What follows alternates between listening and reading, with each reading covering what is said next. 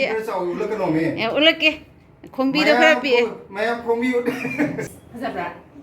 Yam fazai. Oh, desi tu yam fazai. Lai na ma je mod man le aduna mana kalak palam di ai oi to. Yare ngasi gi dum da du gum ba hai bi ade. Hai.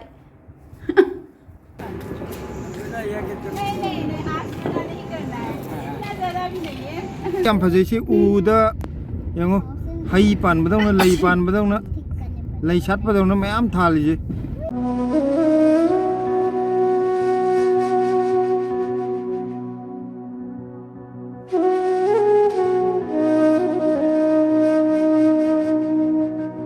mayam diwali ki lambi kuchin je yango sedan mithai unbo mo kariyo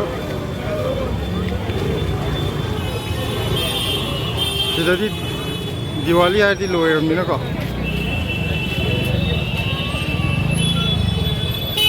Simple decoration. akhoi di Mai ne ek thoro baje simple ngata ne.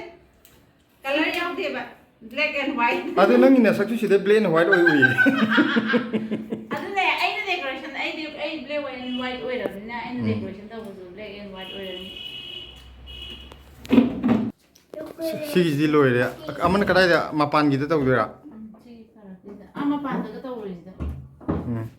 akhoi mamang thet bado Ham du ku ya lo ba. I like Yeah. yellow. idea ma sanarai ma kana ani yalo do adu du phajai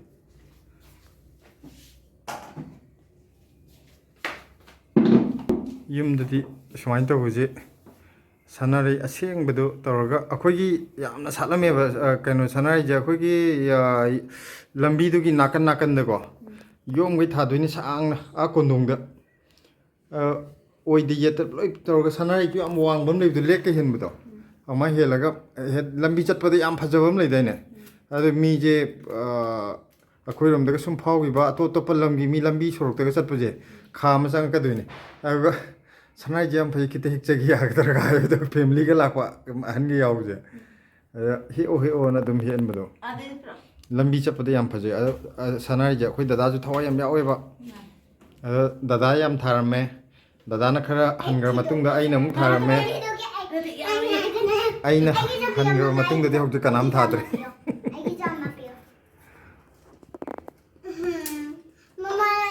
On ba. mane matam ge on ba ado akhoi kai no tawe ba laphu ga kondong ni yung e dana adidi imana bazaar sakhi buje halakpuda kano tawrani kendan macha do adu leir punga duni packet ngasi packet siam chawdra akhoi ngar ngai da ado packet se chaw kano do ani leire ga hadi am harau du yamena adidi kano do akhoi laphu ga yunga maya de yendau natra waga tingaga kano to bu pareng naga than bada Ka phajabra ai design da. faje Yellow palm day. thoi yellow pa me Kumbang Ye ma ai arak na phai de gi phai. yenge nang ju yellow thoi na seli ba dress ga akoi lai pareng ji ga sap mana re tu si ju yellow thoi na ju yellow color ki dress sele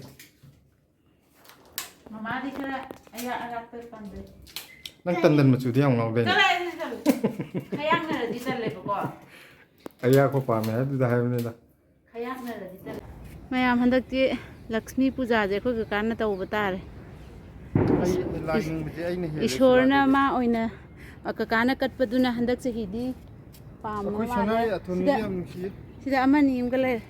Kya sure? ahum Yare dudi. Hello Mayam. Happy Diwali. Happy Diwali. Funny share nahi karo mama chuna yellow nahi. Besi ki na yellow, mama ki na grey ga pink ka. Mayam ai ki Diwali ki dress. Yellow ki sida nahi white ki sida. Hazabra. Yam fazai. Oh, besi tu yam fazai. mayam happy diwali ai di phajabra yanga no Fazai kai no.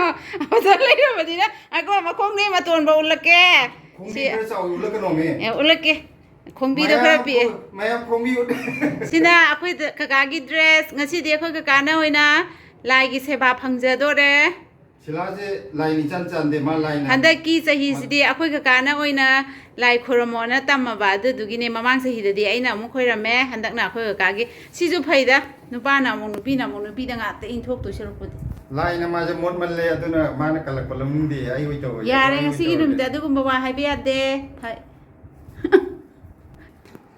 ꯃꯌꯥꯝ ꯑꯩꯈꯣꯏꯒꯤ ꯗꯤꯋꯥꯂꯤꯗꯤ ꯌꯥꯝ ꯆꯝꯅ ꯇꯧꯋꯦꯀꯣ ꯏꯆꯦꯁꯦ ꯑꯗꯨꯝ ꯌꯥꯎꯍꯜꯂꯣ ꯌꯥꯎꯍꯜꯂꯣ ꯆꯦꯗꯨ ꯑꯗꯨꯝ ꯌꯥꯎꯍꯜꯂꯣ ꯀ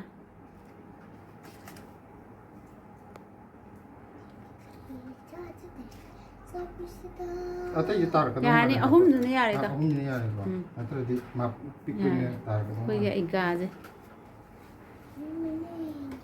ꯀ꯭ꯋꯥ ꯃꯅꯥ ꯃꯊꯛꯇꯨꯗ ꯔꯁꯒꯨꯜꯂꯥꯗꯨꯝꯗ ꯊꯝꯕꯤꯌꯣ ꯑꯊꯨꯝꯕ ꯑꯃ ꯍꯥꯏꯇꯥꯔꯦꯅꯦ ꯂꯛꯁꯃꯤ ꯃꯥꯁꯦ ꯀ꯭ꯋꯥꯗ ꯁꯨꯃꯥꯏꯅ ꯑꯊꯨꯝꯕ ꯍꯥꯞꯄꯒ ꯀꯠꯄꯁꯦ ꯌꯥꯝ ꯐꯩ ꯍꯥꯏꯌꯦ ꯑꯩꯅ ꯈꯪꯉꯛꯄ ꯅꯠꯇꯦ ꯃꯤꯅ ꯍꯥꯏꯔꯛꯄꯗꯒꯤ ꯈꯪꯕꯅꯦ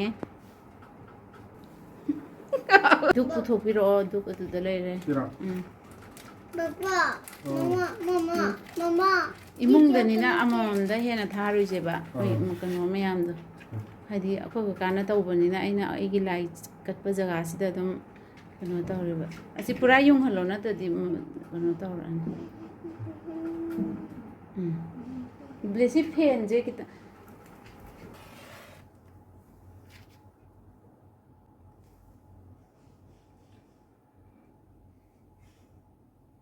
ꯀꯦꯟꯗꯜꯗꯨꯗꯩ ꯆꯨꯔꯖꯥꯅꯤ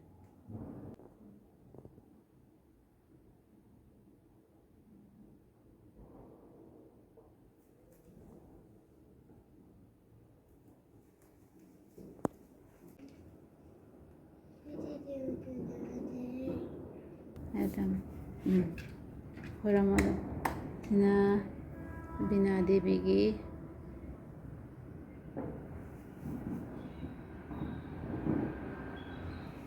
ꯃꯌꯥꯝ ꯑꯩꯒꯤ ꯌꯦꯡꯕꯗꯗꯤꯀꯣ ꯏꯔꯨꯖꯗꯕ ꯃꯥꯜꯂꯝꯅꯦꯕ ꯍꯥꯏꯗꯤ ꯀꯣꯛꯁꯦ ꯐꯔꯒ ꯉꯧꯕꯁꯤꯗ ꯑꯁꯦꯡꯕꯩꯗꯤ ꯑꯩꯅ ꯁꯝꯄꯨ ꯂꯨꯔꯒ ꯊꯥꯎ ꯇꯩꯗꯕꯩꯅꯤꯀꯣ ꯏꯔꯨꯖꯗꯕ ꯅꯠꯇꯦ ꯏꯔꯨꯖꯗꯅ ꯂꯥꯏꯕꯨ ꯀꯅꯥ ꯈꯣꯏꯔꯝꯅꯒꯦ ꯑꯩ ꯁꯛꯁꯤ ꯅꯠꯇꯦ ꯌꯦꯡꯕꯗ ꯏꯔꯨꯖꯗꯕ ꯃꯥꯜꯂꯝꯕ ꯌꯥꯏ ꯍꯣꯏꯅꯦ ꯑꯗꯨ ꯃꯌꯥꯝꯅꯁꯨ ꯑꯗꯨꯝ ꯈꯪꯉꯝꯒꯅꯤ ꯍꯥꯏꯕ ꯏꯔꯨꯖꯗꯅ ꯂꯩꯁꯤ ꯂꯥꯏ ꯈꯣꯏꯔꯝꯅꯩ ꯍꯥꯏꯕ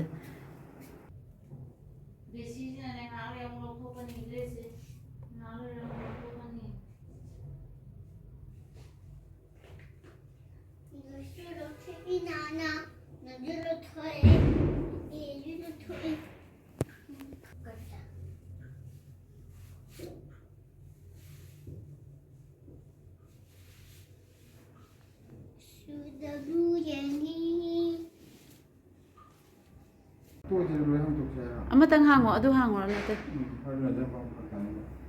ꯃꯄꯥꯟ ꯊꯣꯛꯑꯣ ꯃꯄꯥꯟꯗ ꯄꯨꯔꯥ ꯊꯣꯛꯑꯣ ꯊꯣꯡꯖꯤꯟꯒꯦ Mama.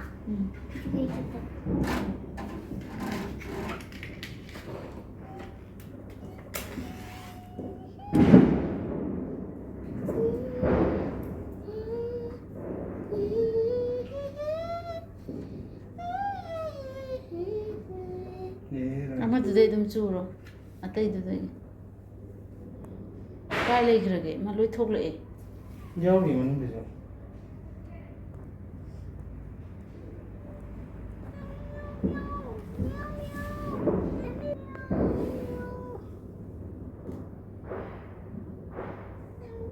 Era.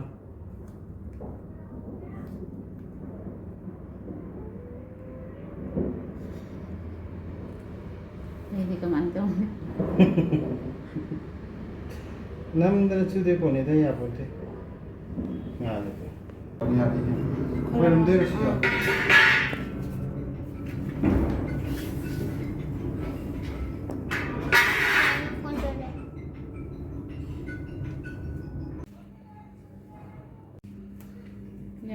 Toilet koyramoy he. Koyramoy kedoroge. Mayangi rangoli do male nangi. Rangoli ni na rangoli do boniti. Ateda laina semamnina rangoli di adumaina kano da sembaje rangoli ko idana floor da tar sembada. mayam akoiti diwali da judum pangthoe akoigi oijaba imoinu ama loi pangthoe haide hadi sini habdo hadi diwali sisu akoine khangpadagi dum taw lerane ko aduduna sisu dum taw pangthoe haida ꯑꯩꯉꯣꯟꯗꯁꯨ ꯄꯥꯝꯖꯩ. ꯀꯔꯤꯒꯤꯅꯣꯗ dress ꯐꯖ ꯐꯖꯕ ꯁꯦꯠꯄꯒꯤ chance ꯑꯃꯁꯨ ꯐꯪꯉꯦ ꯃꯄꯥꯟ ꯂꯝꯗ ꯂꯩꯕ ꯑꯩꯈꯣꯏꯒꯤ ꯏꯁ ꯀꯔꯤ ꯗꯥꯟꯁꯅꯣ ꯑꯗꯨꯗꯤ ꯈꯖꯤꯡꯒꯤ ꯗꯥꯟꯁ ꯃꯥꯜꯂꯦ. ꯀꯔꯤ ꯗꯥꯟꯁꯅꯣ ꯑꯝꯇ ꯇꯧꯔꯣ ꯍꯧꯖꯤꯛꯀꯤꯗꯣ ꯏꯁ ꯇꯧꯔꯦ. 우체키 말해. ꯊꯣꯏꯊꯣꯏꯅ ꯎꯆꯦꯛꯀꯤ ꯃꯌꯨꯝ ꯃꯥꯜꯂꯤ ꯑꯩꯈꯣꯏꯁꯨ ꯎꯆꯦꯛ ꯃꯀꯣꯟ ꯃꯥꯜꯂꯤ. ꯌꯥ ꯂꯩꯁꯤ ꯂꯥꯛꯑꯣ. ꯃꯌꯥꯝ ꯑꯩꯈꯣꯏꯁꯨ ꯂꯥꯏꯠꯀ ꯊꯥꯜꯂꯁꯦ. ꯁꯤꯗ ꯉꯁꯥꯏ ꯁꯤꯂꯥꯅ ꯌꯥꯝꯅ ꯋꯥꯅ ꯁꯦꯝꯖꯕ ꯂꯩꯗꯨ.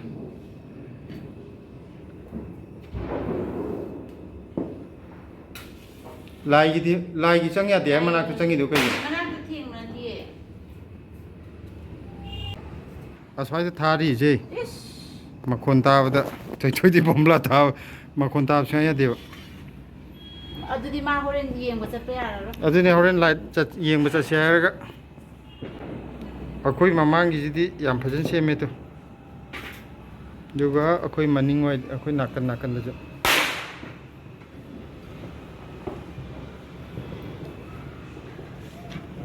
ꯃꯌꯥꯝ ꯁꯤ ꯇꯥꯔꯦ ꯗꯤꯋꯥꯂꯤ ꯍꯥꯏꯁꯦ ꯑꯇꯩ ꯀꯔꯤꯝ ꯑꯣꯏꯔꯝꯗ꯭ꯔꯦ.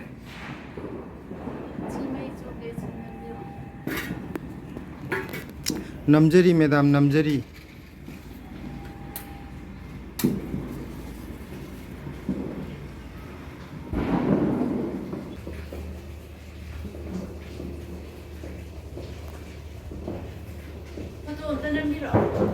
नमके दिवाली हैप्पी दिवाली मैम अखोई मिगोंदा गिफ्ट पीबा खोपा कैम तौद्रेको सिसिना अखोई मखादा अंकल अम लेबदो अखोइना पोट हे हे लेबा दादाजी बेसिगिना दादाजी इंजांग योनबा अंकल दो मागी मिठाई खितंग खताने हाइदी माना जो अखोई जे मचा दौना याम नुंसिना तौबिबको अदा अखोई जो अखोइना ngamjaba khajiktang haidi athum hau kitang magi pige ma kaisu pakti migonde atopade di logandabne ado akhoina oirdi adum nampu sapu bi da ma ju inga inga tor adum lawe akhoi sidaida uncle gi da la e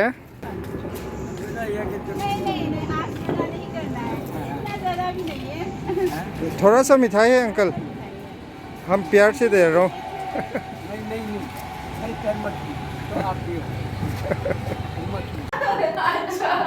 okay तब ना मुझे बता देना Instagram ID ना अखोई लेमिनाबने अदो दिवाली की कनो पीबा लाइने मिठाई अखोई युमलो ना आप लोग को भाषा तो पता नहीं चलेगा क्या बोल रहे हैं मगर हम अच्छे ही बोल रहे हैं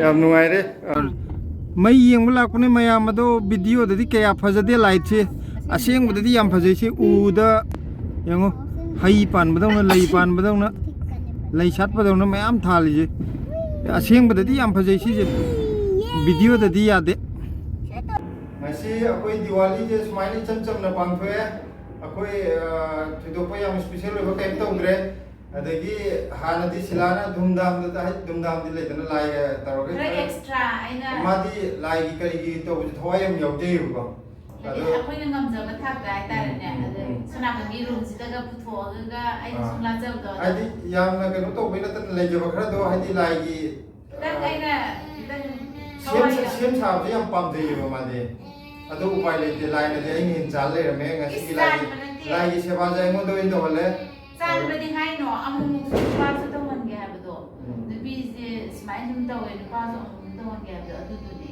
चांबा अदुगी वाना लाइ गगाना सोना गाबसु चाली आइबुसु चाली लोइना मक चाले अदुइदा नुबीना अदुम कटलगा लेबदो अमुमु पाना कटबसु पांबा अदुदुगिने याम ति चुम लेरमे माजना हागे पंगबा साब लेरमे ति छिंग लेरमे आइगा से पुरा उरु लेयदो मयाम थाजरमनि तब तबना गागा याम थ छिंग लेरमद्रा आना मयाम कइनोदा दिवाली जी ना मयाम गुजु नुआये फबा पोरपो वेरजनु को याम ने थुइदि हकाम चनग्रे कमाई मयाम की जुआ फबा अखोई की जुआ फबा ओइनरसे मयाम